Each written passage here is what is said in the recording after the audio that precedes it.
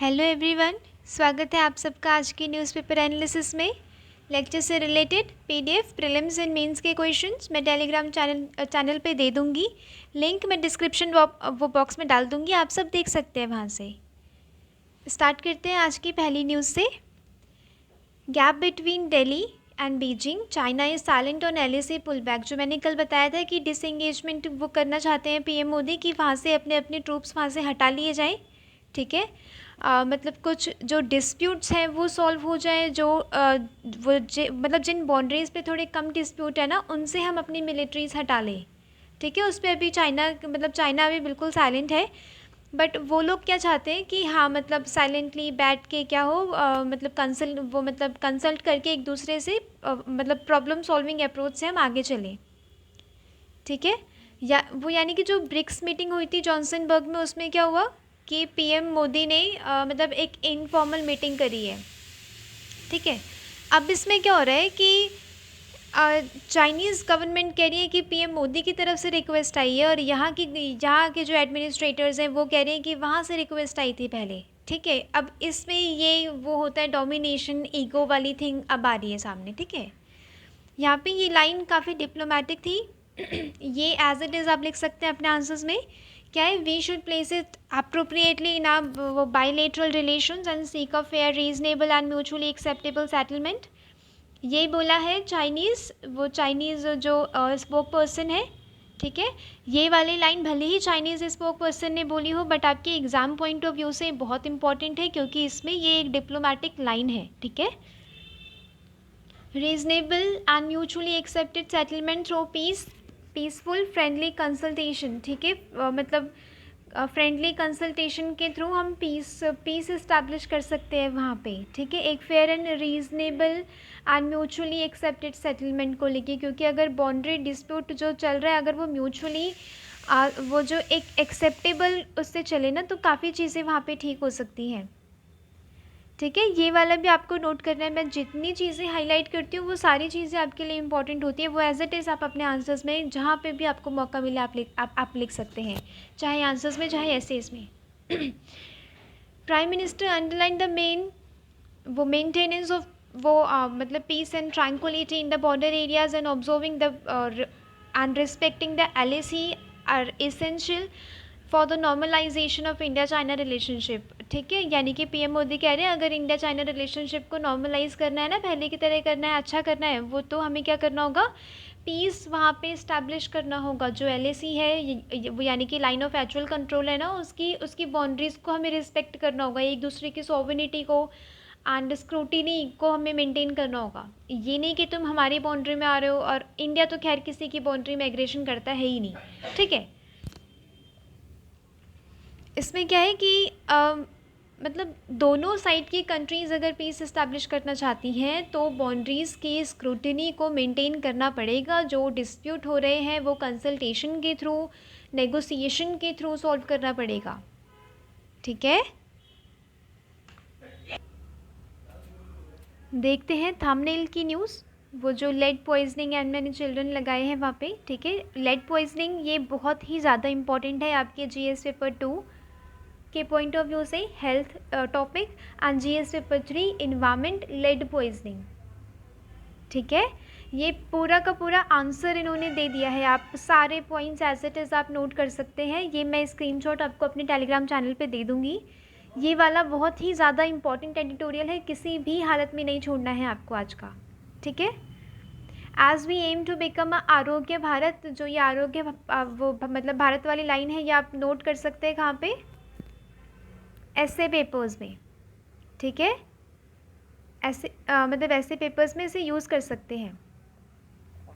ये वाले a hidden adversary threatens the future of our nation, कौन सी है, लेड पॉइजनिंग। ठीक है, लेड पॉइजनिंग क्या है, ये हमारे फ्यूचर को हार्म करेगा। It is estimated that more than half of our children, close to 20 crore, have lead levels in their blood greater than 5 micrograms. ठीक है, 5 माइक्रोग्राम, वो मतलब वो जो डेसीलीटर से क्या हो रहा है, ज़्यादा लेड पॉइजनिंग हो रही है।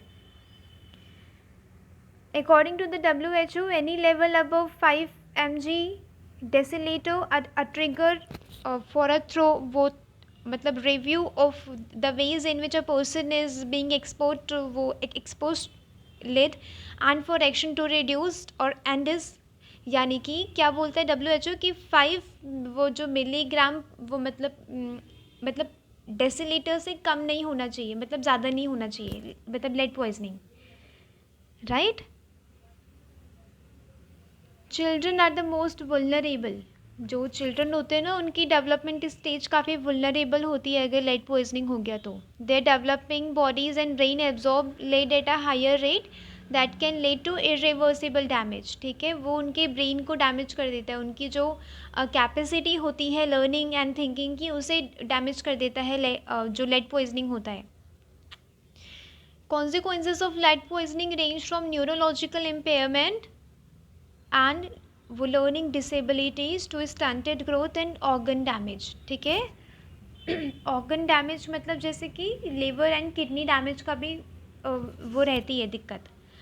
A recent analysis shows that lead poisoning accounts for a fifth of learning gap between rich and poor countries. जो rich and poor countries है ना उसके बीच में एक लंबा गैप क्रिएट करता है lead poisoning। जो lead poisoning है उसमें जो डेवलपिंग कंट्रीज़ है, जो अभी जो अंडर डेवलप्ड कंट्रीज़ है ना वहाँ के बच्चे ज़्यादा मतलब एक्सपोज हो जाते हैं, ठीक है। वहाँ पे क्योंकि मतलब मतलब बैटरीज होती हैं या मतलब इलेक्ट्रॉनिक थिंग्स होती हैं, इसका अच्छे से क्या होता है इसका मैनेज नहीं हो पाता। जो पुअर कंट्रीज़ होती हैं वहाँ के बच्चों को ये ज़्यादा फ़र्क करता है।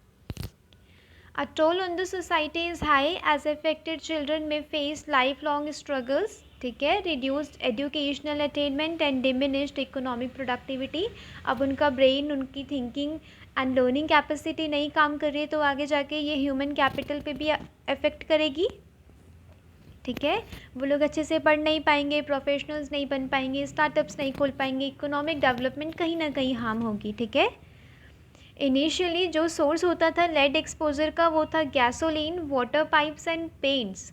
गवर्नमेंट को मतलब कुछ रोबस्ट एक्शन लेना होगा कि ये लेड फ्री रहें, ठीक है, लेड से मुक्त रहें, resulting in positive outcomes. A lot of countries' housing stock in public buildings are coated with paint containing dangerous level of lead, ठीक है। वो एयर में मिक्स हो जाती हैं वो चीज़ें, और जैसे कोई हम मतलब जैसे कोई मजदूर अगर काम कर रहा है पेंट वगैरह में, ठीक है, अब वो घर पे आता है तो वो उन कपड़ों से अपने बच्चों को एक्सपोज करता है लेड के लेवल में, राइट। ये this is mention here. Several occupations involve working with lead and workers often bring contaminated dust home on their clothes and bodies, ठीक है, अपनी फैमिली को वो lead expose में लेके आते हैं। Old water pipes are not lead free, जो पुराने पाइप्स होते हैं वो उनमें भी लेड पाया जाता है। People are expose to lead through lead solder in food cans, Ayurvedic medicine and toys, ठीक है, उन सब में भी लेड पाया जाता है। One of the most concerning source of lead exposure is unsound वो recycling of used lead acid batteries, ठीक है। जो लेड एसिड बैटरीज होती है ना वो उनका मैनेजमेंट नहीं हो पाता, वो उनका जो होता है ना रिसाइकलिंग एंड डिस्पोज नहीं हो पाता वो अच्छे से। Found in millions of vehicles, आप देखते हैं जो कूड़े के मैनेजमेंट में काफ़ी सारे जो आगे आते हैं वो है मतलब इनफॉर्मल इकोनॉमी, ठीक है, मतलब इनफॉर्मल तरीके से क्या होता है कूड़े को मैनेज किया जाता है, बैटरीज को मैनेज किया जाता है। ये एक बड़ी लेवल पे हार्म कर रहा है, वो अभी हम सोच नहीं पा रहे, ठीक है, एक बड़ी लेवल पे आगे भी हार्म करेगा। Other occupational source of lead exposure include lead mining, smelting, welding, soldering and automobile repairing. ये वाले आपको सोर्सेज मेंशन करने हैं कि आखिर ये लेड एक्सपोज हो कहाँ से रहा है। उसके बाद देखना है कि हम आगे कर क्या सकते हैं, क्योंकि चैलेंजेस तो हैं, ठीक है। चैलेंजेस क्या है कि इसके इतने सारे वो सोर्स है कि आपको हर एक सोर्स को आपको वो मतलब लेड मुक्त बनाने के लिए आपको स्टेप्स लगेंगे सारे, ठीक है। चिल्ड्रन को हार्म कर रहे हैं तो हमें ये कोशिश करनी होगी कि कहीं पे भी अगर लेड का एक्सपोजर हो रहा है वहाँ पे चिल्ड्रन ना जाएं। एमिड दीज चैलेंजेस लाइज होप, ये वाली लाइन जो है ना वो आप अपने किसी भी आंसर में जब आप एक वे फॉरवर्ड बताने चलते हैं ना, वो वाली आप ये लाइन ऐड कर सकते हैं कि एमिड दीज चैलेंजेस और despite these challenges there is hope. ठीक है। Well implemented intervention to reduce lead exposure have demonstrated their effectiveness.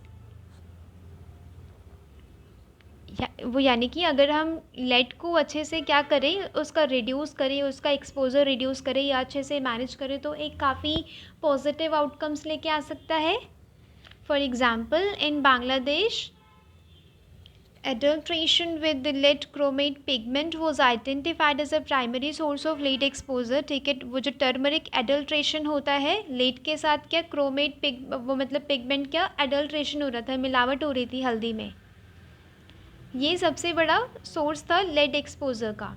Multi facet intervention including strong regulations, rapid detection of lead contamination and consumer education were launched between 2017 and 21 to reduce lead मतलब tainted वो हल्दी जो मतलब वो होती है ना, हल्दी में पाया गया कि लेड के कंटामिनेशंस थे।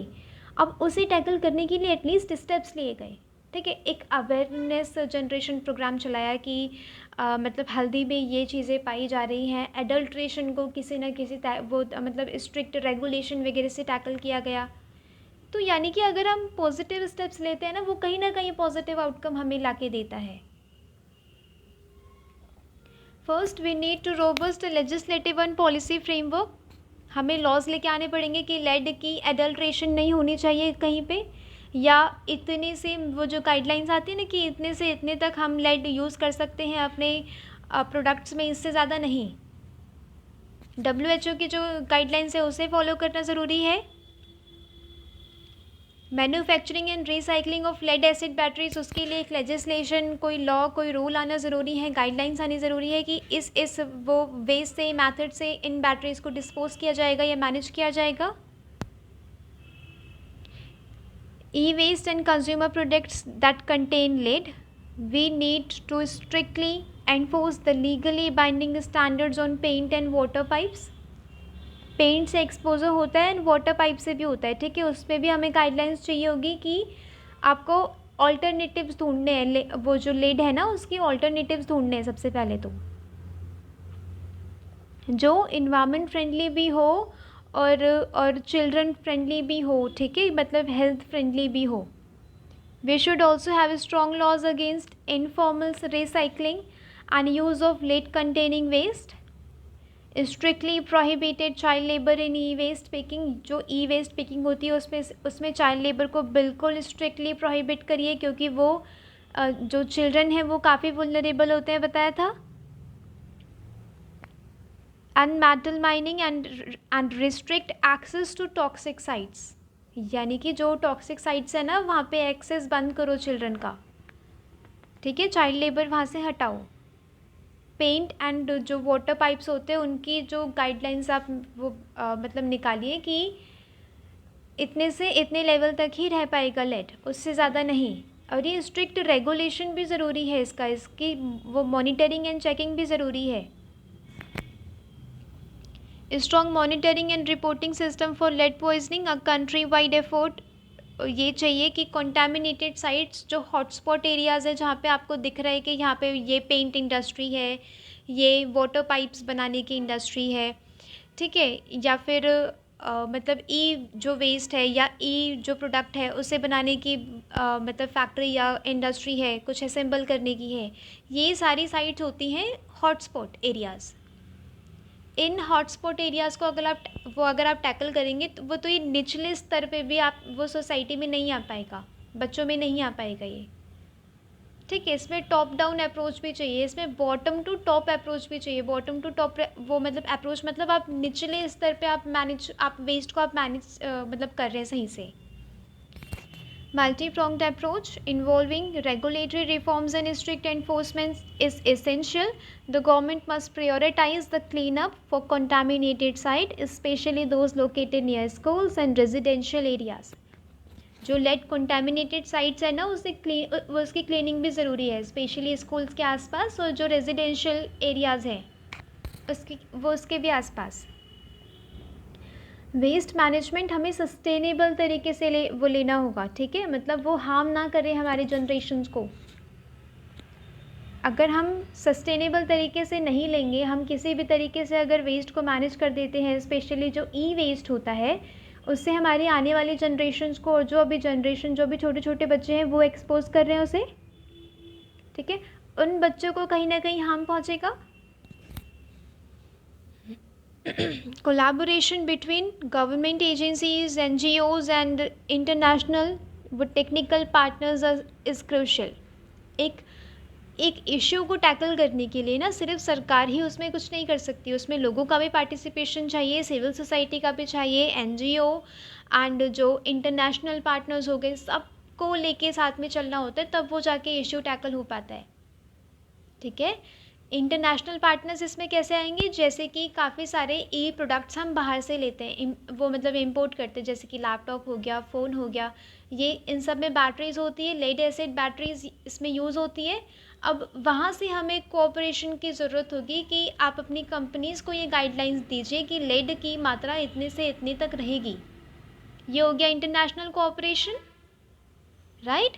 आपको अपने आंसर्स में ये चीज़ें नोट करनी है, ये कीवर्ड्स आपके लिए काफ़ी इंपॉर्टेंट है कि कोलैबोरेशन, कोऑर्डिनेशन, ठीक है, इन चीज़ों की ज़रूरत रहती है।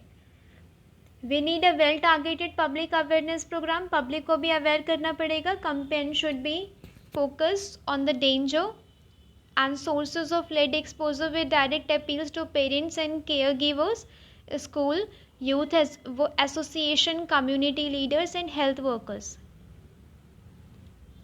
यानी कि जहाँ जहाँ पे लेड एक्सपोजर हो रहा है ना, हमें उसके बारे में अवेयर करना पड़ेगा कि पेंट वाली साइट्स में बच्चे ना जाएं, या फिर जहाँ पे ई वेस्ट है वहाँ पे बच्चे ना जाएं, इसे अवेयर करना पड़ेगा पेरेंट्स को भी, जो कम्युनिटी, जो हेल्थ वर्कर्स हैं, कम्युनिटी लीडर्स हैं, ठीक है, उन्हें भी।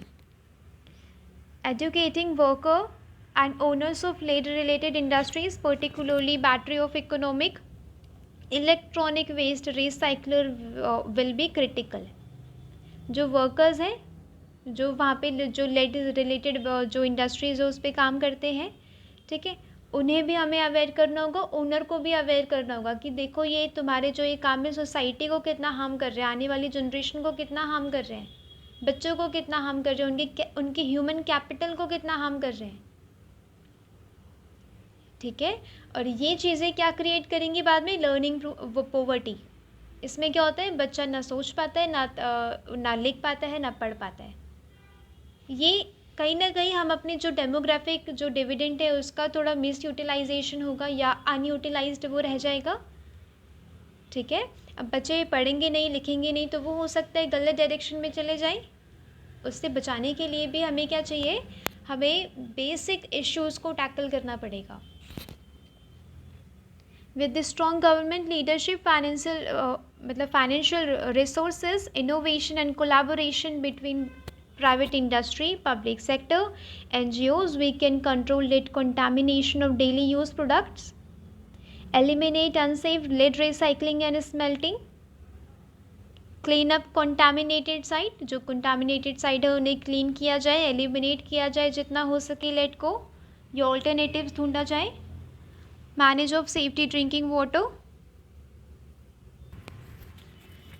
return on investment is enormous, improved health, increase productivity. यानी कि अगर हम बेसिक इश्यूज़ को टैकल करते हुए, लाइक कंटामिनेटेड साइट्स हो गई, हमें मतलब सोर्स को ही हमें कम करना पड़ेगा, उसमें मात्रा हमें डिसाइड करनी पड़ेगी। इन सब में जो भी इन्वेस्टमेंट लगेगी इसके रिटर्न्स बहुत ही ज़्यादा अच्छे हैं।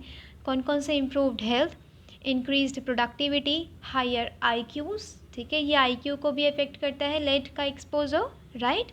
अब जो लेड का एक्सपोजर अगर कम होगा तो हायर IQ होगा बच्चों का, reduced violence and brighter future for our children, ठीक है। एक बेहतर भविष्य के लिए क्या है, हमें लेड के एक्सपोजर को बहुत कम करना होगा, या हो सके तो एलिमिनेट ही कर देना चाहिए पूरा, राइट।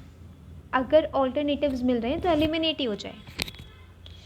ये बहुत ही ज़्यादा इम्पॉर्टेंट था। इसमें क्या बताया गया, ऐसे ही आपको अपने आंसर्स भी लिखने होते हैं। पहले लिखा डाटा, उसके बाद बताइए कि आखिर वो प्रेजेंट कॉन्टेक्स्ट क्या है, इसका सोर्स क्या है, लेड जो बैटरीज़ है वो सॉरी जो लेड का एक्सपोजर है उसके सोर्सेज क्या है। अब आप लिखेंगे चैलेंजेस। चैलेंजेस क्या है, ये चिल्ड्रन के आईक्यू को, ब्रेन डेवलपमेंट लेवल को कहीं ना कहीं हार्म कर रहा है। फिर आप काफ़ी सारे डायमेंशंस दिखाएंगे, ठीक है। ह्यूमन कैपिटल नहीं रहेगा, इकोनॉमिक डेवलपमेंट नहीं हो पाएगी, उससे सोसाइटी आगे नहीं बढ़ पाएगी, ठीक है। ये हमारी सस्टेनेबल इन्वायरमेंट जो होता है उससे भी हार्म करेगा। आप अपने आंसर्स में काफ़ी सारे डायमेंशंस को प्रेजेंट करेंगे, वैसा लिखना है आंसर, ठीक है। इसके बाद क्या है, अब आप आ जाएंगे वे फॉरवर्ड की तरफ। वे फॉरवर्ड में हमें ये चीज़ें लेनी है। रेगुलेटिंग मैकेनिज्म होनी चाहिए, मॉनिटर करना है, चेक करना है, हमें गाइडलाइंस देनी है, कम करो लेड जो एक्सपोजर है, ठीक है। अवेयर करना है हमें हॉटस्पॉट एरियाज़ देखने हैं, कंटामिनेटेड साइट्स की क्लीनिंग करनी है। आप इन सारे डायमेंशंस को लेके चलेंगे। आप ऐसे ये वाले छोटे छोटे आप सारे पॉइंट्स मेंशन करेंगे। वे फॉरवर्ड के बाद आता है कंक्लूजन। कंक्लूजन में आप लिखेंगे कि इसके बिल्कुल इनॉमरस मतलब रिजल्ट्स मतलब होंगे, या इन्वेस्टमेंट के जो रिटर्न होता है ना वो काफ़ी इनॉमरस है, ठीक है। फिर आप ये वाली चीज़ें आप दिखा देंगे अपने कंक्लूजन में, इम्प्रूव्ड हेल्थ, वो increase productivity, higher IQs etcetera. ये पूरा का पूरा आंसर है आज का आपका। ये वाली इम्पॉर्टेंट है, Modi Greece PM agree on strategic partnership doubling rate trade by 2030, ठीक है। इसमें क्या हुआ, मोदी जी मतलब इंडिया के कोई प्राइम मिनिस्टर 40 साल बाद ग्रीस में गए थे वो, तो इसमें एक बोला गया कि फिर भी हमारी दोस्ती कम नहीं हुई। We have decided that we will strengthen our strategic partnership by expanding our cooperation in the fields of defense, security, infrastructure, agriculture, education, new and emerging technology and skill development। अब ये सारे डायमेंशंस ये सिर्फ पढ़ने के लिए नहीं है, ये वाले आपको कवर करने हैं अपने GS पेपर 2 में जो IR है ना सेक्शन, उसमें आप जितने भी इंटरनेशनल रिलेशंस को आप कवर करेंगे, जितने भी कंट्रीज से आप कवर करेंगे, उसमें आप ये डायमेंशंस दिखाएंगे। लिखा है use this dimension in IR। ये जितने भी डायमेंशंस हैं ना, टेक्नोलॉजी हो गए, सिक्योरिटी हो गए, इंफ्रास्ट्रक्चर हो गए, आप जिस भी कंट्री से आप मतलब आप अपने रिलेशंस को बताएं, इंडिया के रिलेशंस को बताएं, आप इन डायमेंशंस को कवर करेंगे बेसिकली। ये वाली लाइन, ये वाला पैरा इसलिए यहाँ पे ज़्यादा इम्पॉर्टेंट है। इंडिया और ग्रीस का हो सकता है मतलब उतने चांसेस ना हो आने के, पर 40 साल में किसी PM ने विज़िट किया है इंडिया के, तो हो सकता है आए। ये वाला फिर भी लिखना है आपको। मैं जो हाईलाइट करती हूँ ना वो चीज़ें आप सबके लिए बहुत इंपॉर्टेंट है। Both India and Greece imported support diplomacy and dialogue to resolve the Ukraine crisis, adding both sides have excellent coordination on geopolitical, international and regional issues including that of Indo Pacific.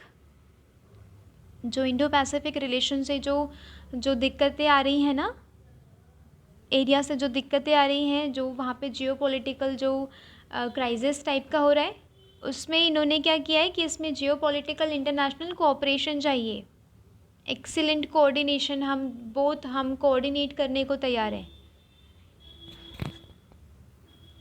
ठीक है। तो ये वाला important था आपके IR से, वो मतलब सेक्शन। मोदी ग्रीस का अगर रिलेशन आ गया, मतलब इंडिया एंड ग्रीस का रिलेशन आ गया, तो भी आप ये लिखेंगे।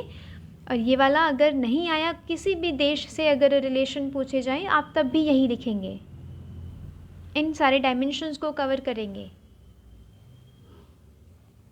Smart cities award PM MP adjudged best state, Indore 6th year in a row, यानी कि 6वें साल भी इंदौर क्या बेस्ट क्लीनिंग में सिटी बना है, मतलब बेस्ट सिटी बना है जो क्लीन है।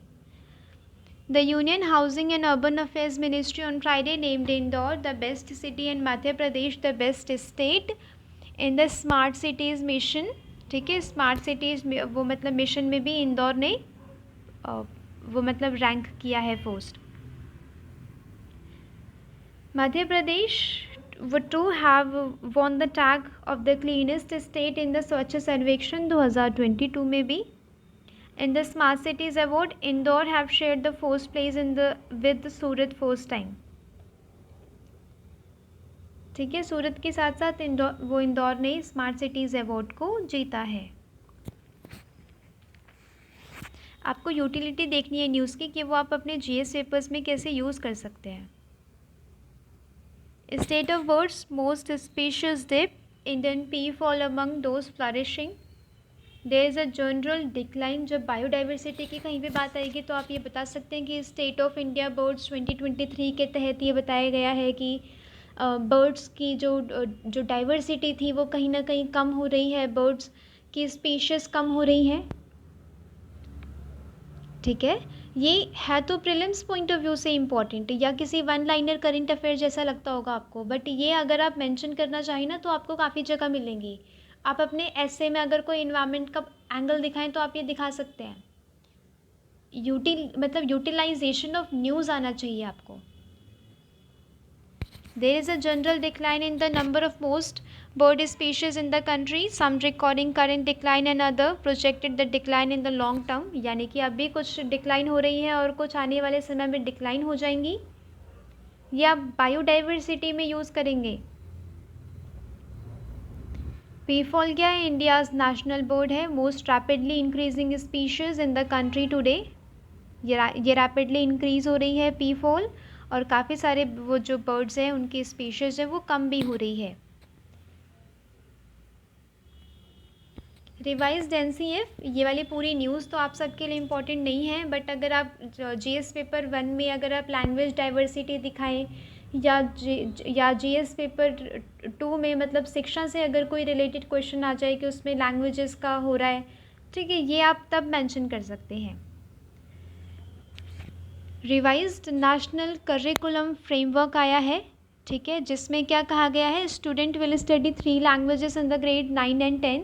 9th एंड 10th में क्या करेंगे? 3 लैंग्वेजेस पढ़ेंगे, जिसमें से 2 क्या होगी? इंडियन होगी, इंडिया की नेटिव होगी लैंग्वेज वो. 2 languages in the grades of 11th and 12th, जिसमें से 1 इंडियन होगी. राइट इसमें क्या हो रहा है? जो लैंग्वेजेस हमारी जो नेटिव लैंग्वेजेस है उनको बढ़ावा दिया जा रहा है. न्यू एजुकेशन पॉलिसी 2020 में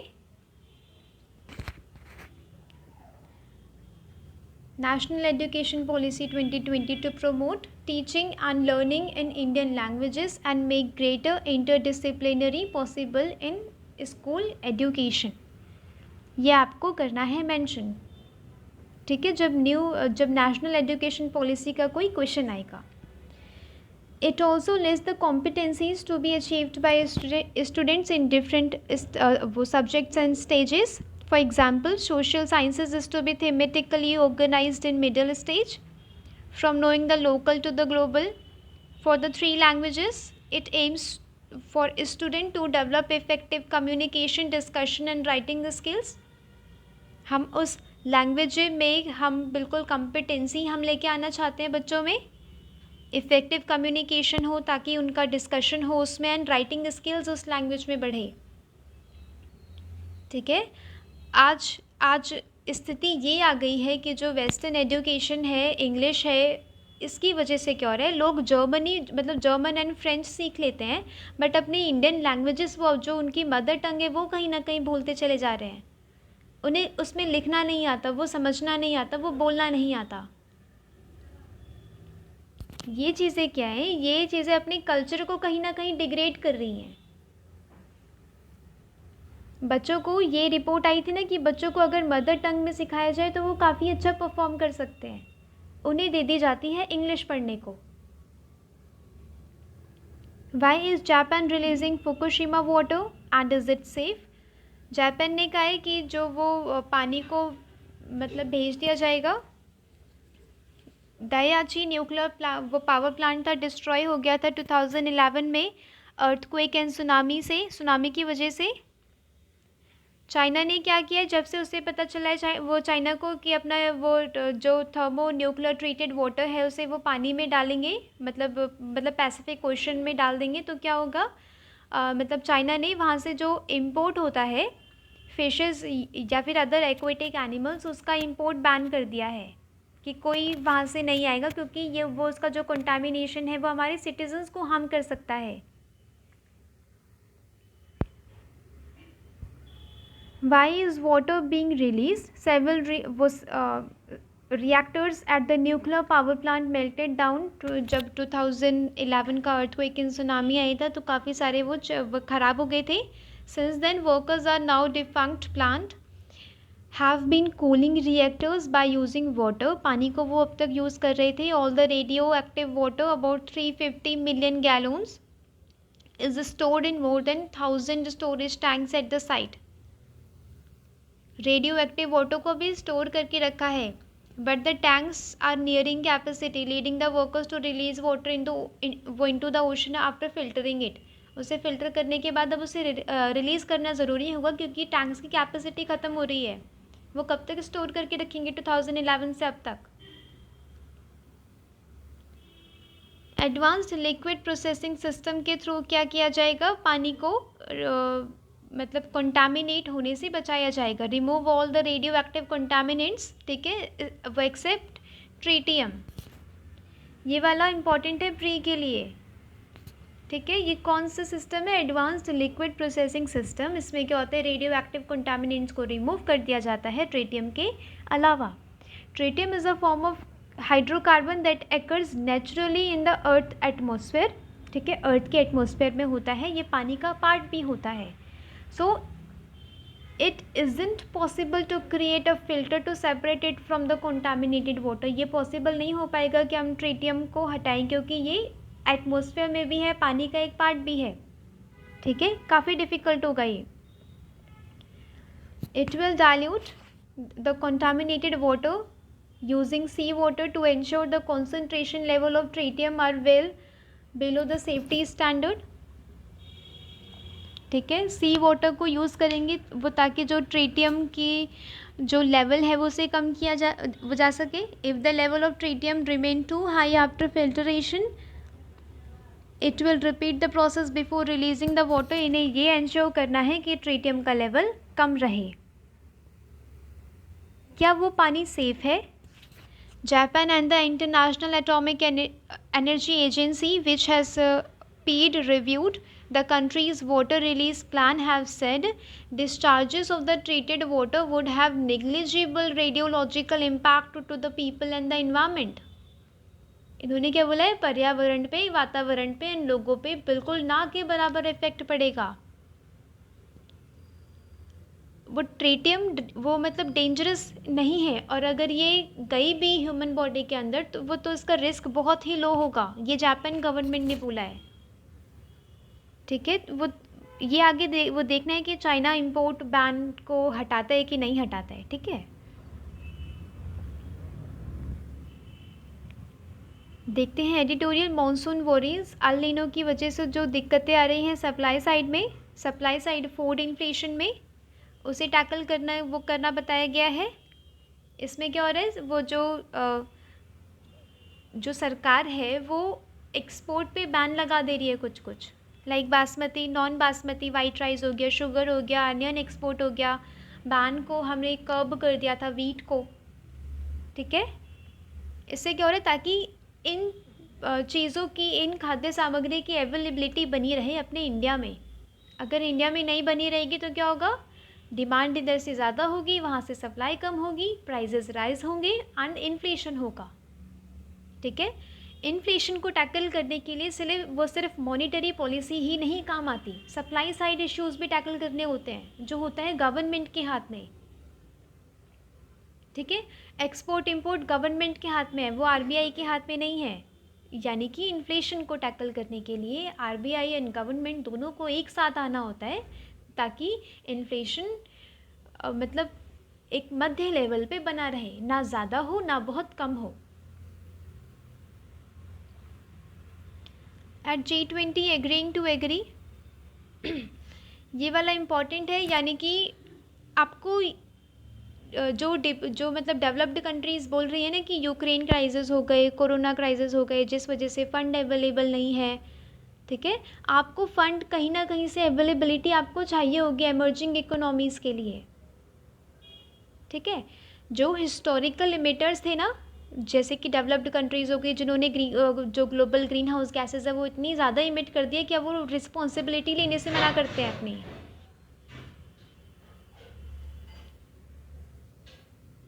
While the emerging and developing economies tend to emphasize development financing for reaching SDGs goals, advanced economy emphasize the creation of global public goods. But convergence is possible since there is an overlap between SDGs and global public good. Resistant drainage system in cities, smart green infrastructure, better air quality, improve health and development goals and reduce distress migration to advanced economies. इन सबको हमें tackle करना है। ठीक है, अब आप G20 में आप कुछ डिस्कस करेंगे ना, अगर आप कोई डेवलपमेंट अगर आप प्लान चला रहे हैं तो आप क्लाइमेट को नहीं आप इग्नोर कर सकते हो, उसमें क्लाइमेट चेंज के इश्यूज़ को आप नहीं इग्नोर कर सकते। ठीक है, उसे आप ऑल्टरनेट मत ढूंढिए कि जब कोई क्लाइमेट रिलेटेड मीटिंग होगी ये तब होगा। ये डेवलपमेंट के साथ ही ये एक बिल्कुल एक साथ साथ चलने वाला है क्लाइमेट चेंज का issue. Only 20% of global climate finance goes to emerging जो इकोनॉमीज़ है, सिर्फ 20%। ये डाटा आपको लिखना है। ठीक है, कि क्लाइमेट फाइनेंस के लिए हमने क्या सोचा था कि डेवलप्ड कंट्रीज़ हेल्प करेंगी, बट सिर्फ 20% जा रहा है उन पे। पब्लिक फंड इसमें एक क्रूशियल रोल मेंटेन कर सकता है, प्ले कर सकता है। पब्लिक फंड क्या होती है, जो सिविल सोसाइटीज़ होती है, जो NGOs होती है, वहाँ से हम फंड्स को कलेक्ट कर सकते हैं। ठीक है, a major cause of high risk वो country risk premium and borrowing cost of emerging economies is the volatility of their currencies. There is a fear of large depreciation. ठीक है, depreciation क्या हो रहा है, वो वाली कंट्रीज क्या कर रही हैं, रेट को हाइक कर रही हैं अपने, जिस वजह से कैपिटल इनफ्लो हो रहा है उस कंट्री में।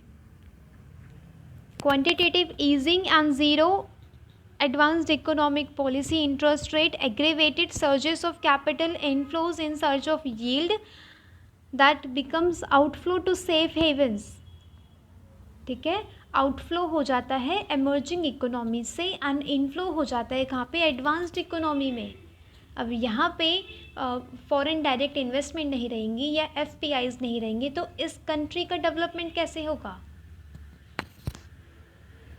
राइट। उसमें ये बस पूरे एडिटोरियल में ये बात कही गई है कि आपको फंड की ज़रूरत होगी, वो चाहे आप कैसे भी लाएं। ठीक है,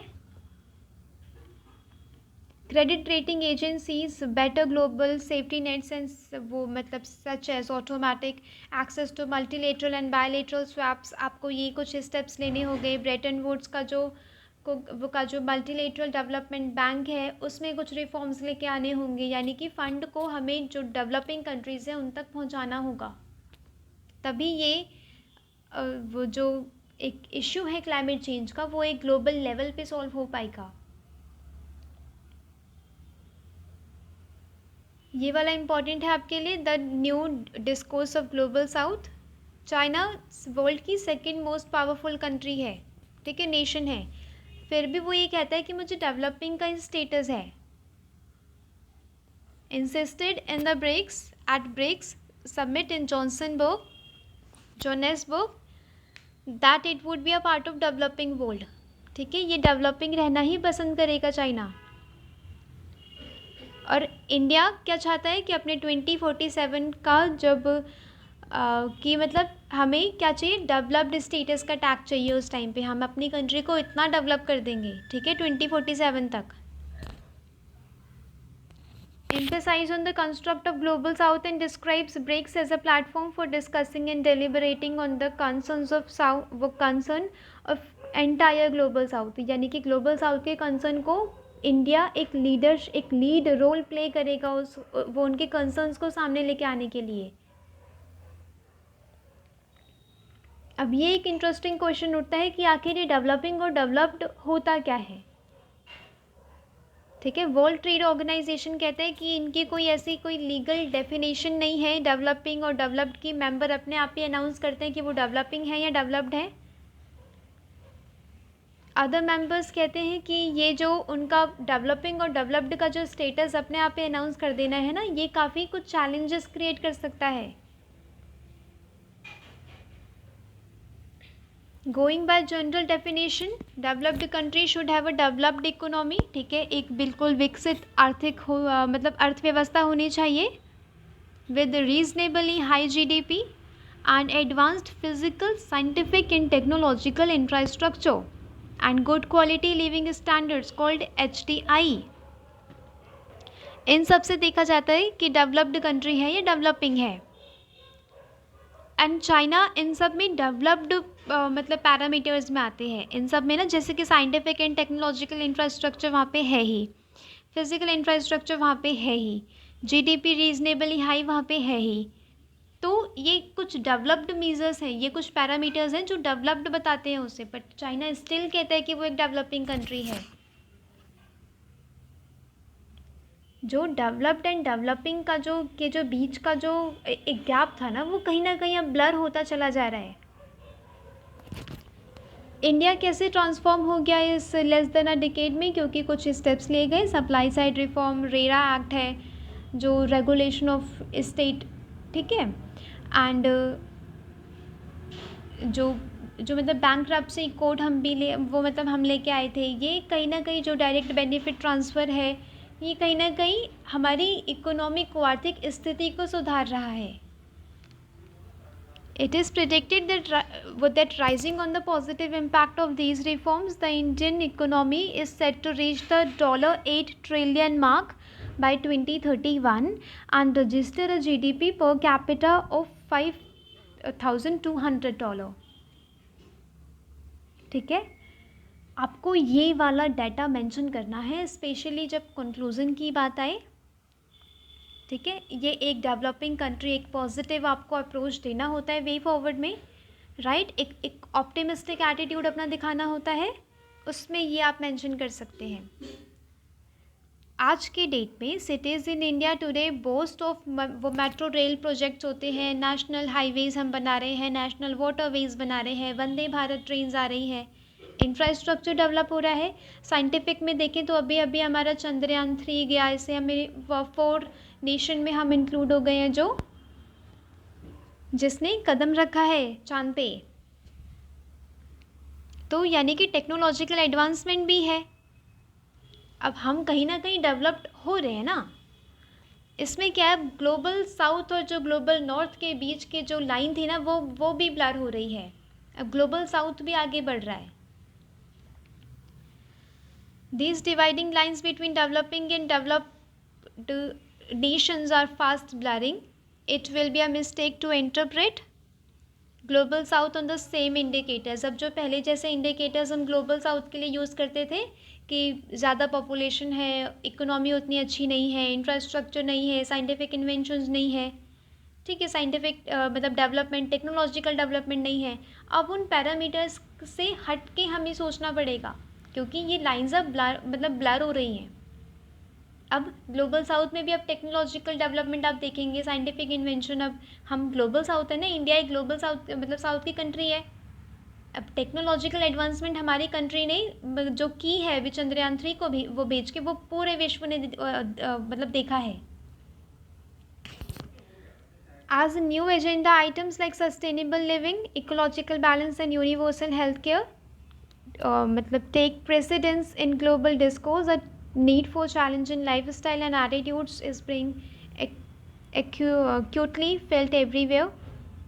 यानी कि ecological environment point of view से भी हमने काफ़ी स्टेप्स लिए हैं, जैसे कि लाइफ है, ठीक है, लाइफ जो एक पंचमित्र है, पंचामृत है, वो भी हमने क्या किया, उसमें बेसिक जो हमारी लाइफ स्टाइल है ना, हमने उसे भी टैकल करने की कोशिश करी है। इसमें इतना ही था कि जो ग्लोबल साउथ, ये वाला क्वेश्चन आ सकता है साफ साफ, ये एज इट इज़ क्वेश्चन उठा के दे दिया जाएगा कि अब पहले की तरह नहीं रहा। ग्लोबल वो नॉर्थ और ग्लोबल साउथ में कहीं ना कहीं क्या हो रहा है, जो वो एक लाइन थी है वो ब्लर हो रही है। उसमें आप इंडिया का एग्जांपल देंगे कि देखिए इंडिया भी तो एक साउथ कंट्री है एंड प्रोग्रेसिंग मच। ये वाला ऐसे लिखते हैं आंसर्स। एक नया म्यूटेड कोविड वेरिएंट मिला है बट उतने नंबर्स में नहीं है। WHO ने बोला है a highly muted Covid variant BA.2.86 has now been detected in Switzerland, South Africa, Israel, Denmark, US, UK। ये वर्ल्ड हेल्थ ऑर्गेनाइजेशन के एक लीडिंग ऑफिशियल ने बोला है बट अभी उतने नंबर्स में नहीं है। मतलब कहीं कहीं पे डिटेक्ट हुआ है। वैल्यू चेंज टू MSMEs, ये देखते हैं G20 से रिलेटेड जितना भी कुछ होगा प्रीलिम्स मेंस इंटरव्यू से रिलेटेड, मैं वो आपको जब G20 का आउटकम हो जाएगा दिल्ली के बाद, जब दिल्ली में मीटिंग होगी उसके बाद मैं वो सारा तब कवर करवा दूँगी। ठीक है। जयपुर कॉल में हमने क्या किया, MSMEs के बारे में हमने मतलब डिस्कशन किया। To enhance the access of MSME to information, digitalisation of trade documents, generic mapping of framework मतलब for global value chains. MSME के बारे में हमने डिस्कस किया G20 में। 5 प्रायोरिटीज़ हमने मतलब प्रायोरिटीज़ वाले एरियाज़ जो हमने डिस्कस किए कौन कौन से, trade for growth and prosperity, trade and resilient global value chain, integrating MSME in global trade, logistic for trade and WTO reform. G20 accounts for 85% of global GDP and 78% of global trade। तो think कि अगर G20 की countries की help से अगर हमारे MSMEs को बढ़ावा मिलेगा तो कंट्री की इकोनॉमिक ग्रोथ कितनी हो जाएगी। ठीक है, क्योंकि बिग जो कॉरपोरेशंस है ना, बिग कंपनीज़ है, मतलब हम उन पे जॉब के लिए डिपेंडेंट नहीं हो सकते क्योंकि उनकी भी टेक्नोलॉजिकल एडवांसमेंट हो रही है, AI हो रही है, आर्टिफिशियल इंटेलिजेंस, वहाँ से भी लोग अब निकाले जा रहे हैं। इसीलिए हमें MSMEs को बढ़ावा देना होगा।